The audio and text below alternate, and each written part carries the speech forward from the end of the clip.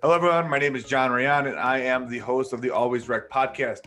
My guest today is David Busker. David is the founder and president of Franchise Vision and a senior franchise consultant with FranChoice. David is what you call an all-star when it comes to all things related to franchising, and I'm very excited to pick his brain and talk about his experience. David, thanks for coming on. Absolutely. Thank you for having me. Definitely. So, David, you're a professional matchmaker, right? You connect people who want to get into franchising with the best opportunities that you think would fit their needs. Is that correct? That is right. Yes, I perform a role that a lot of people don't know about.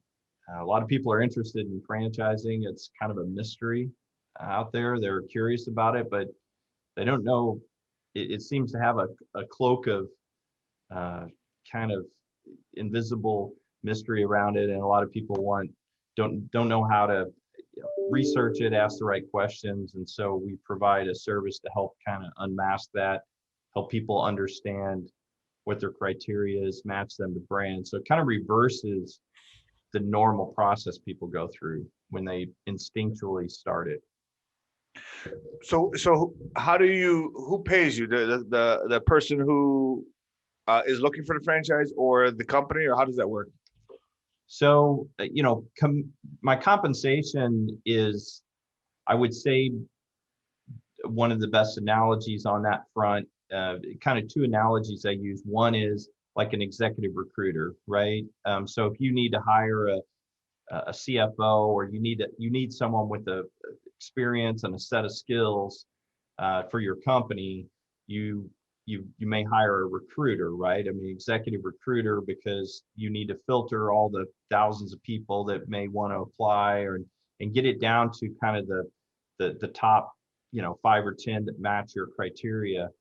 And so companies will, hire our network on a contingency basis to go find qualified franchise candidates. So we are paid by the franchisor, similar to an executive recruiter, although I'm not a sales agent for any brand. So I have no quotas. There's no, I don't push one brand over another. My job is to match the candidate to the right business model, because there's a lot of execution risk. And so that's why we're only paid on contingency. So only if somebody picks that brand, walks through the entire process, all the due diligence, validation, everything that they need to do, discovery day, meets the brand, and then finally signs a franchise agreement, then that triggers a commission from that brand to my network.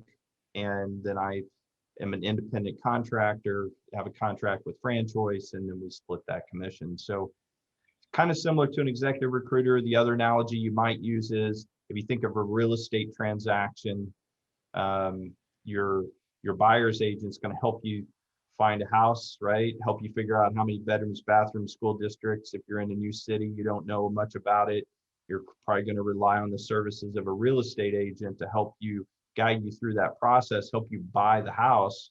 But you're not writing them a check, right? Only if you buy the house, then they're paid on a contingency out of the transaction. So it's another analogy. At the end of the day, the contract in a real estate deal is between the buyer and the seller of the house, similar to a franchise. At the end of the day, you as the franchisee, you're going to sign a contract with a franchisor, and it's your job to do due diligence, but your real estate agent, just like the franchise consultant, can help you with that. We can refer you to CPAs, attorneys, financing, help you through that, just like a real estate agent would guide you through the process of buying a house. Okay. Yeah, that's a good analogy. That's a good way of putting it. And it almost doesn't make sense for people to, when they're going into franchise. It almost doesn't make sense not to work with a broker. I mean, because yeah, there's so much information out there. I'm a franchisor myself, and there's the documents that they were required by the government is just, it's such a thick stack, and to understand exactly what you're getting into, I'd say most people don't even read them if they're on their own. They don't really understand what they're getting into until it's too late. Yeah. And one things we say is that, we don't represent brands. We're not a sales agent. So we don't actually give you the FDD. We don't tell you, we don't interpret it for you. You have to do your own due diligence. But what we do is give you the tools and the information you need to make the decision. What I tell people is my job is to give you all the information you need to make a yes or no decision. Either one's a good decision. Sometimes you have to, it's a process of elimination. But there is a ton of information you have to process, and just knowing how to do that, how to review the FDD, I can help you with that, right? Which sections are important? Which ones do I need to focus on? What do most franchisors put in item 3?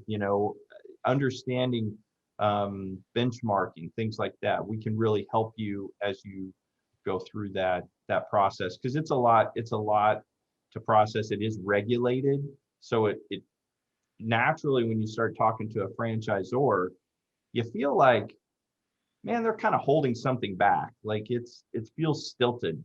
Yeah. And it's not because they're trying to withhold, it's just the fact, the way the system's regulated. They can tell you whatever they want. There's no regulation. If a franchisor says, well, I can't tell you that, that's not true. They can, but the problem is, whatever they tell you, they have to tell everybody else exactly the same thing, right? They have to treat everybody the same. So that's why whatever they decide to disclose, though they have a limit, like, well, this is all I'm going to tell you because that's all I'm telling everybody. And so then that's where validation comes in. Very important to go talk to franchisees in that system. Yeah, absolutely. Sorry about that. Yeah, no problem. No problem. Definitely, I mean, doing your due diligence in anything, I mean, it's vital. It's vital. I mean, talking to other franchisees, visiting the locations, kind of getting the feel and a vibe for sure. So when I was getting to know preparing for this meeting, I was looking at your track record. I mean, you got a kind of an interesting story from what I can tell. You were first a CPA, and then you got a friend, and then you became a real estate broker, I believe, and then now you're a franchise broker. Is that correct? Well, I was in commercial real estate for many years, and that, what I would say is, my most prominent industry experience. I was not a broker for a living. I am a licensed broker because I dealt in commercial real estate, and my Sure. company was owned and managed our own portfolio. So I actually worked for a regional real estate investor developer company.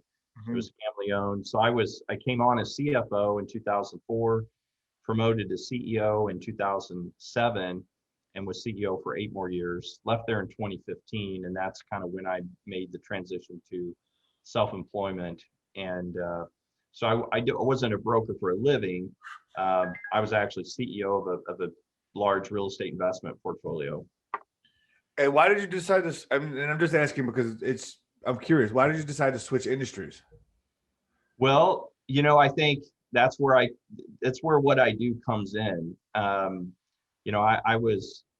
lost my W-2 job 3 times through to weird organizational circumstance, right? In 2004, I was with a company called Charter Communications. I was director of finance and acquisitions there, who brought in a new CFO / EVP of finance, right? They reorganized. So he brought his team from his former company.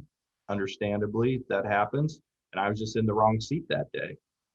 Fast forward, 2015, even though I was CEO, the family-owned company I worked for decided to put a new board in place, a legal board, an outside board that, completely reversed course of that company and blew up the management company and outsourced all their real estate management. So once again, even as CEO, sometimes you don't control your own destiny, right? So that's when I knew I wanted to make a switch into, something I controlled. And I joined a startup company, which was a great idea. It was in commercial real estate services.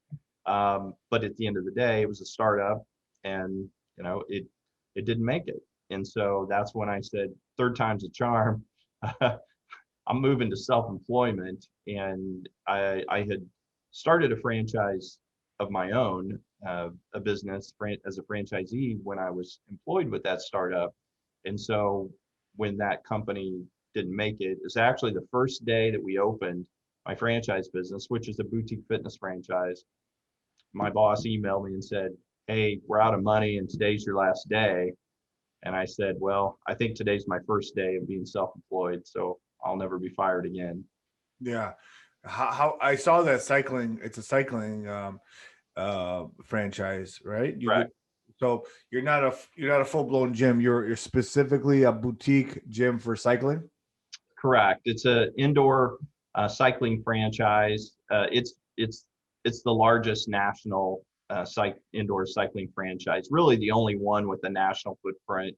It's called Cycle Bar. It's part of Exponential Fitness, which is now the largest franchisor of in boutique fitness. So they have, I want to say around 1,300 locations open. So Whoa. they are bigger than Orange Theory in locations, although they have 9 different brands under their platform. So, and they're more individual modalities. So we're in cycling, but we have 8 sister brands that are on, yoga and stretching and rowing and Pilates and different segments. Wow. Wow. 1,300 locations now, but it's different names. Yeah, so Cycle Bar has around 300 locations open, I believe. The 2 biggest brands in our system are Club Pilates, which has around, I don't quote me on it, but I want to Sure. say 700 or 800 locations open. Pure Bar, which has been around a while. They acquired that after it was actually mature. I think it has 500 plus locations open. Those are the 2 as far as numbers go, and Yoga 6 has been growing at the most rapid pace in the system. It's interesting. You don't even hear about these names. I didn't hear any of the names you just mentioned, and we're talking hundreds of locations, which is just astounding if you ask me. So, what market are you in? I'm in Chicagoland. I'm in suburbs of Chicago. Yeah, so they're all there. Are they? Well, Sure. maybe they're in a more different areas or more in the city downtown areas, or who knows. Yeah, yeah, they should. There's so many businesses over here. It's hard to keep track of. That's true. There's fitness everywhere, and it's become a popular category. And I think I did a LinkedIn post recently about not following your passion, um, and not it, and I love fitness, but it is a something that a lot of people are passionate about, and so it does lead to, it's an easy entree for a lot of people that, hey, if I can own a business, I can do it. So I think it had the risk of getting overcrowded, but COVID has really changed that. I'm more bullish on fitness now than I was 2 years ago. Why are you saying that? I see just my own, just without really thinking through it deeply, I guess gyms have gotten hit really hard. Um, People are weird about gyms now. I don't know. I never stopped going to gyms throughout the entire Corona. I go to a private gym and I don't wear a mask. I was never really worried about it, but a lot of people are. So why are you bullish now? Well, I think for a number of reasons. One is the trend to boutique fitness that's a structural change that was already underway. So that, certainly the aggregate industry got disrupted by COVID, but the fundamental trend wasn't going to change. But what happened with COVID is a few things. One is the weaker players, got weeded out. If there were private equity owned, over leveraged companies like Gold's Gym, they completely closed all their locations in our market. 24-hour fitness bankrupt, Gold's Gym bankrupt. So a lot of competition went away that was, not financially stable or whatever. And then a small independent players, have had a hard time. And I, as a small business owner, I certainly empathize with them. I think the systems like an Exponential are kind of in the sweet spot because they have the power, the market power and the horsepower to adapt to the environment but yet, they're nimble enough because they're independently owned to, they're not over leveraged and other things. So so I think there's a lot of opportunities with that, but lack of competition, but it's more better employees available. So I have the best instructor lineup I've had since I've been open, which is 4 years, because we were able to pull some of the best instructors from some of these other locations. And so it's strengthened my team. I have the best GM I've ever had. I've had the best, instructor group I've ever had. Operationally, we're as sound as we could have been. And then you have pent up demand coming. So people want to get out. I mean, they're waiting, right? So the restrictions roll off, the vaccination's coming. So I do think fitness is a good, place to be. And then the final opportunity is real estate. Retail real estate has been hit very hard, and there are just better deals out there to get better locations for your boutique fitness brand. Yeah, definitely. Definitely that last part is, I mean, the pent up demand, absolutely, for travel, for working out, to get out of the house, get back in Services, right? Personal services. Yeah. services. Yeah. Get rid of that Corona 15 that everybody got.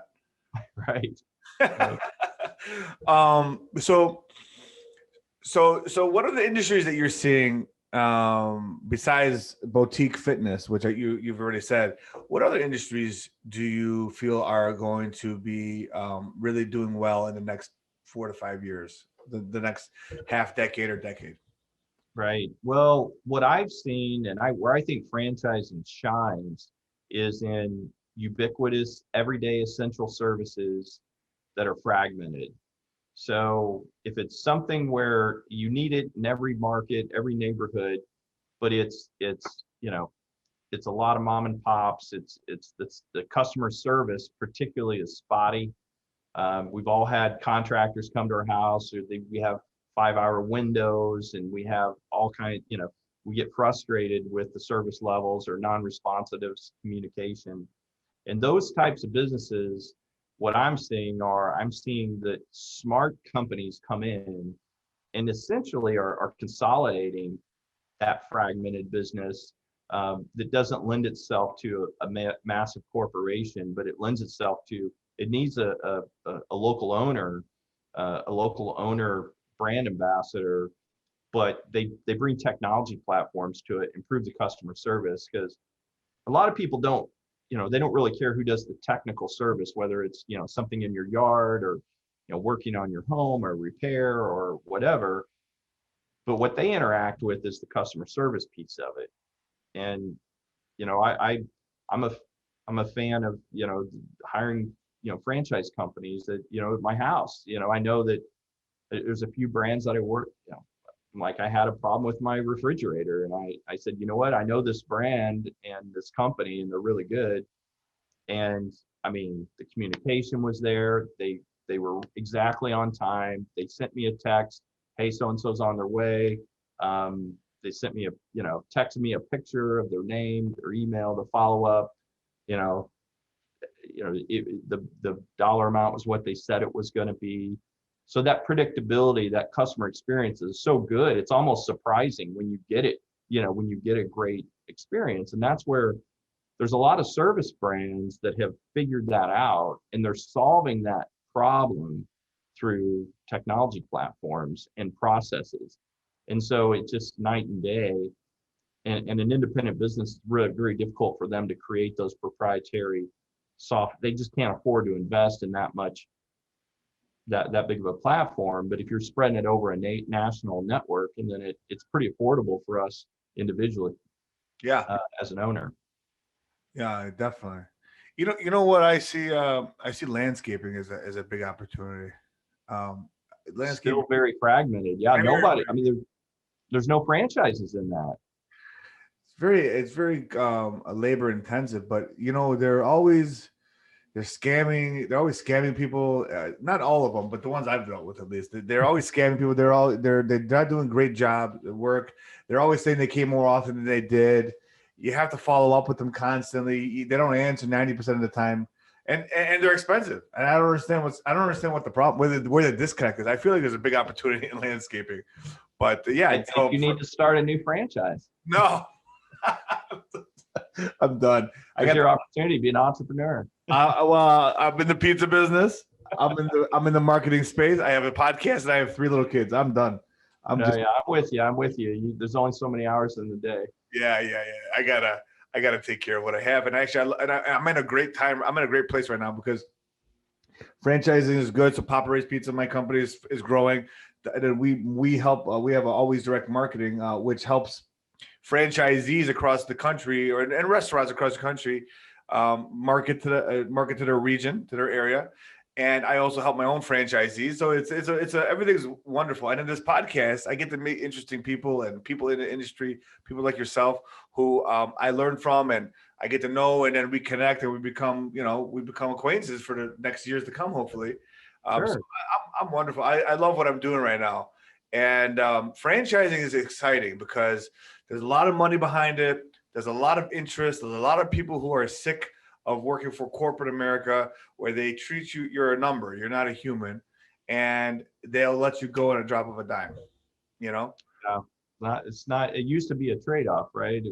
I'll trade security for loyalty, and but that equation changed, in the last few decades, and companies aren't loyal at all anymore, and so it's created a different dynamic. And most of my candidates, are in that middle management, corporate environment, and they sense it. They know. What I say is, if you're not in the C-suite by 50, you're out by 60, right? Yeah. And so, if you're a vice president or director in corporate America, are you going to be there at age 60? You're not going to have that job, right? Most people would say, yeah, I didn't think about it, but you're absolutely, there's no way I'm not going to survive the every 18-month reorgs that these companies go through in your 50s, right? So what's your exit strategy? Are you going to retire and play golf at 54? No, you're healthy. You got a family. You probably had kids later. Your kids are just now in college. You're like, no, I'm going to keep working and I enjoy it. So what are you going to do? Yeah, no, I know. I have these conversations, David. I have these conversations with my one of my best friends. I don't want to say what company he works for, but he works for corporate America, and he's in upper management, and he talks about how they have these conversations, like what is it called? Courageous conversations, or where, like, just stupid things where he says that he'll send out emails at night, like sitting on bed, he'll just be preparing for the next day, and like he'll send out emails, and then people complain that the emails in the evening feel like they're pressure. It's just like bloated bureaucratic bullshit. I mean, it just drives me nuts when I hear these stories, because they're making all these changes, and it's not what's best for the company or the clients. It's just this weird dynamic inside of the corporation that's, I just don't know how it can do well. I mean, it's a successful company, so I'm not saying it's not, but it's got to be rotting on the inside a little bit, right? Did you ever see that? I mean, you were in it. The bigger the company, I've worked for a Fortune 500, right? I've worked for a professional service firm. I've worked for a family-owned business. Now I'm self-employed. So I've kind of been in all of those places. And the bigger the company, the less nimble they are. Today's business cycles change so quickly that it's very difficult for a big company to change that quickly. And so when they start underperforming their peers or the market, they make it. What do? They put new management in place, right? And so then the new management team's like, well, I have to populate this company with all the people that I want. I got to put my stamp on it. So then it churns over the management again, the middle management and staff, and it it doesn't work, right? By the time they figure it all out and they get a new strategy in place, the business cycle's already changed again. Yeah. And so now then you get a new management team. It's just a vicious cycle, and the good companies, are focused on one thing, right? And that, you're serving your customer, and if that experience is good, nothing else matters. I mean, everybody, once you get big and successful, everybody loves an underdog and they hate the big guy. But you know what? I mean, you know, you try all the e-commerce out there. Like, who does it better than Amazon? I mean, you trust them because you're going to get communicated, like everything's going to work the way it's supposed to work. And they're because they keep evolving to what the needs are. Amazon's a good example. I mean, the Google, Amazon, I mean, it's like, it's so sad because my father was an independent business owner. He owned small shops in shopping malls. Okay. Shoe repair shops. Okay. So my dad had 1.6 locations, and him and his brothers they did shoe repair. And in the 70s, it was a huge business. I mean, sounds like silly now, but I don't know how old you are, but it was a big business in the 70s and the 80s. And Right. even in the 90s as well, and it started to drop off as China came into the picture. Right. But they did very well for themselves in the mall. So I personally grew up in the shopping malls. I used to go to work with my dad since I was 5 years old. And I would be running around the malls, go to the chocolate factory, go to the food court, get some candy, just walking around. I used to know everybody who worked in the malls to see what's happening to the country. It kills me personally. But at the same time, I go to my house 6 days a week and I see Amazon packages at my front door. And sometimes it's me, sometimes my wife. But you're damn right. You can't deny the amazing job that they've done. They've dominated, and you can't go anywhere else because there's nowhere else to go. Yeah. Well, they made themselves inevitable, and it's good and bad. You're right. I mean, the good news is that, the barriers to entry are lower than ever, right? I mean, the productivity gains, efficiency, the technology platforms, everything, are this morning, I'm looking at my CRM, my marketing automation, all that stuff, the software that if, 20 years ago, I would have a payroll of, a 6-figure payroll to pay somebody to do all that stuff. And now I can pay $59 a month and software takes care of it. And, I don't, the good news is barriers to entry are lower than ever. I think the bad news is, and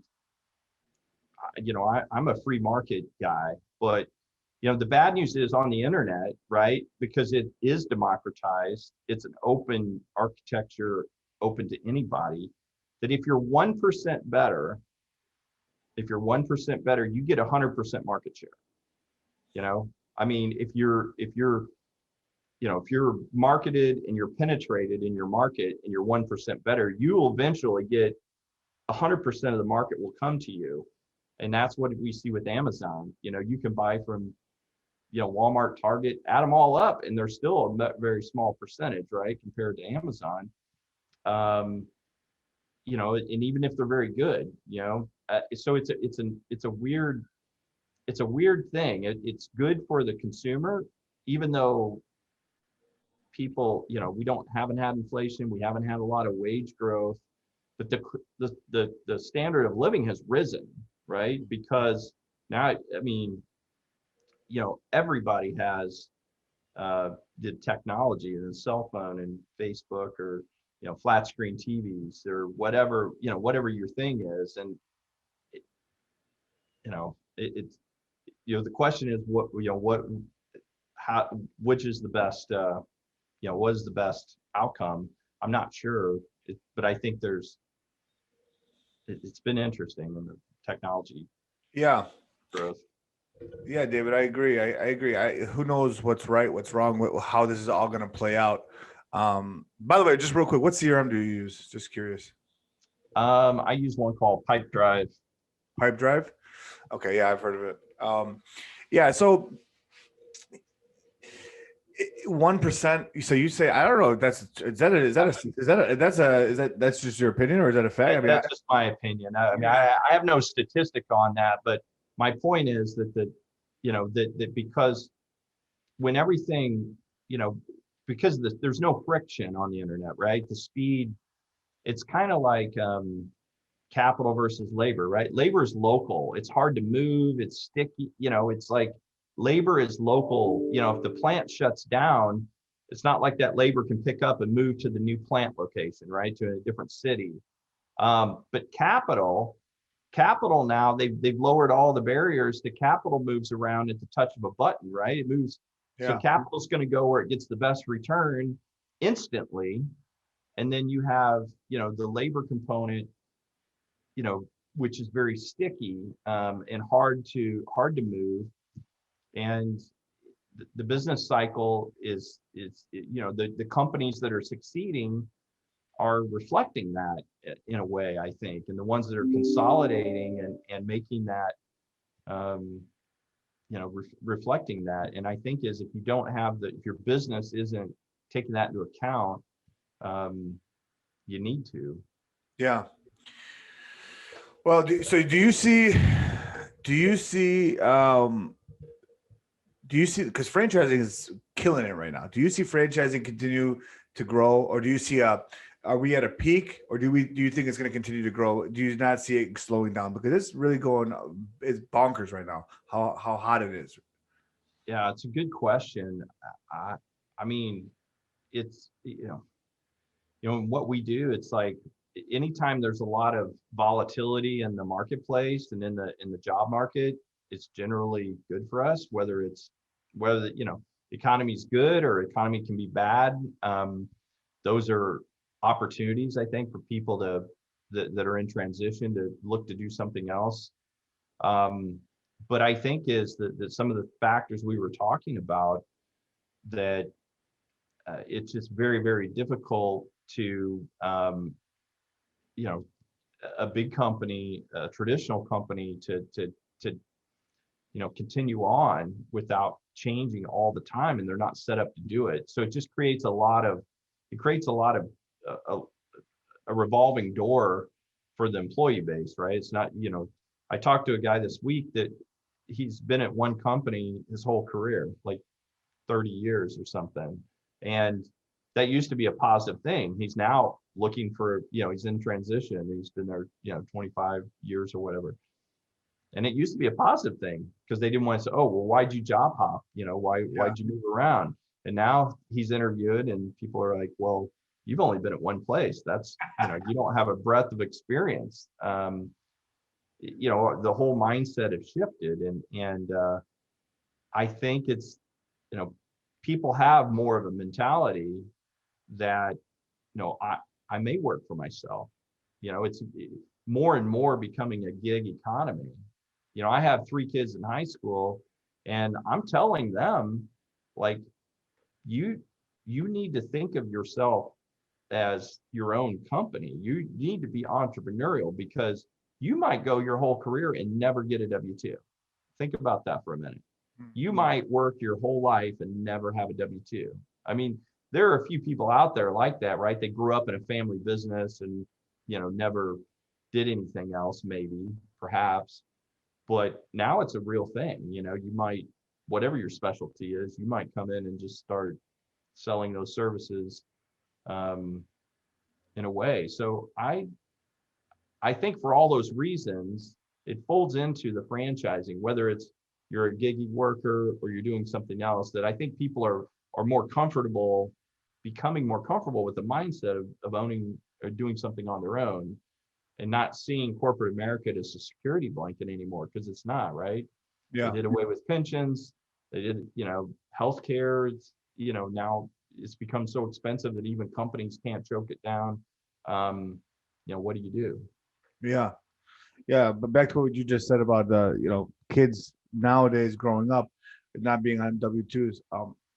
Thursday, I have an appointment with my daughter. She's coming to my office. I'm spending 3-4 hours with her. We're creating a website, and she wants to start she's 10. She wants to start an eBay account. She wants to take all of her stuffed animals from the basement that she's not using anymore and sell them. and I'm so proud of her. And I'm going to have my Right. brother buy them on her eBay account. Make sure that they get sold to just encourage that, because you're damn right. We don't know what's going to happen. The world is your oyster, but you must work for it. You must go out and get it. Nobody's going to do it for you. Nobody. Work harder, stay smarter, and stay ahead and keep up with what's happening. Pipedrive CRM, like you said, it would have been a payroll process before so you would have to have 1 or 2 people working for you to handle what one CRM funnel. It took a couple days or a week to set up, or a couple months, who knows, but it was well worth it. That's right. Yeah. And, like now you can hire a virtual assistant, right? And hey, a lot of my, colleagues, I mean, you're hiring virtual assistant from the Philippines. Oh yeah. And it's, it's like I said, I mean, it's demand used to be, labor has been local, demand used to be local. And now both of those things are starting to become decentralized, right? And labor might be, who knows where might somebody be. They don't necessarily have to be in my town or in my office. Demand, now I might be buying something, with Shopify, and you look at, the reason these companies are dominating, right? Because now anybody can set up an e-commerce and sell their stuff or services around the world, even not even in the US, It's international. But there are certain everyday essential things that you need, wherever you live. If we're humans, right? We have to have physical spaces to live. And I think, those types of brands that service those physical spaces are always going to be around. And if you can do that well and you can do it seamlessly, then you're gonna have a business. And franchising companies are leading the way in that, learning how to better service the customer and make the customer service experience better. Yeah. I agree. I agree with everything you just said.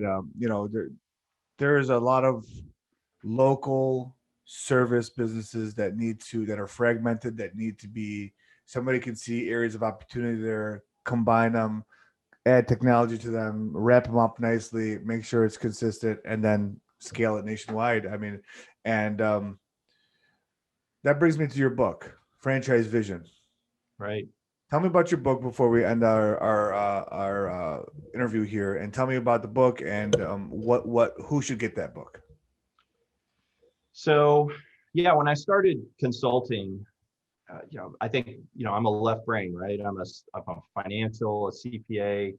And so I felt compelled to educate my candidates, right? Because I have some candidates come in and they're just like, they're frustrated, like they're hell-bent. They're like, they're going to do something in like 30 days. They don't care, right? And then I have other people that just, they may kick tires for 2 years, or they want to do something, but they're scared. And it takes a while for them to get over the hump. It can take years. So it's a wide spectrum. But one things I had in common is that both of those situations, I wanted to educate the candidate. Hey, you might be gung ho to start a business and have no fear at all, but you need to understand some basic things, right? You still need to do due diligence. You still need to, understand how to investigate a franchise brand. Franchise brands are like any other company. They happen to be regulated. The process is regulated, but that's kind of the only thing they have in common, right? Some are Fortune 500 companies. Some franchisors are mom and pop, family owned. Some are startups.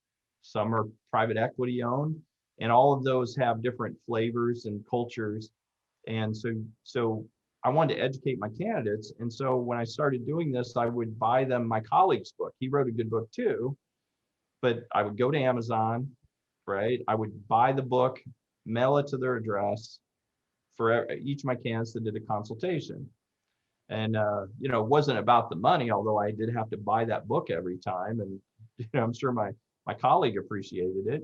But I said, you know what, if it's really important to me to educate them, I should write my own book. And I also wanted a more practical guide. I wasn't looking for the history of the world of franchising, or here's what, Ray Kroc did in the 50s and that kind of stuff. I wanted to say, if you're interested in owning a franchise, here are the things you need to think about. Here are the steps you have to go through. Here's a practical guide to, doing this process. So that's kind of the book I wanted to write, and I wrote it. And I think it's a digestible read. It's written in plain language, and I think it's a good overview that you can read. And it's 150 pages. It's not crazy, but I think it gives you a good sense of, is this something I should consider? I've been curious about it, so it'll kind of break down some of the mystery and the steps that you need to go through to investigate and start a franchise. All right. Well, Franchise Vision by David Busker. Right. On Amazon. On Amazon. Are you on Audible? It's not on Audible yet. I haven't, it's not on, it's not an audiobook yet, but you can get it as a Kindle ebook or hard copy.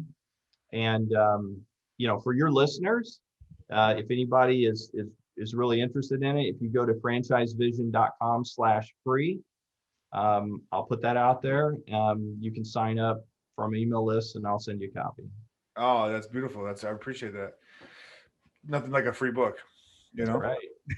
But it's also available on Barnes and Noble, and it's distributed. Is Barnes and Noble still around? I didn't even know. Honestly, they're gone by me. Yeah, no, they are still around. There are physical Barnes. We have one by us.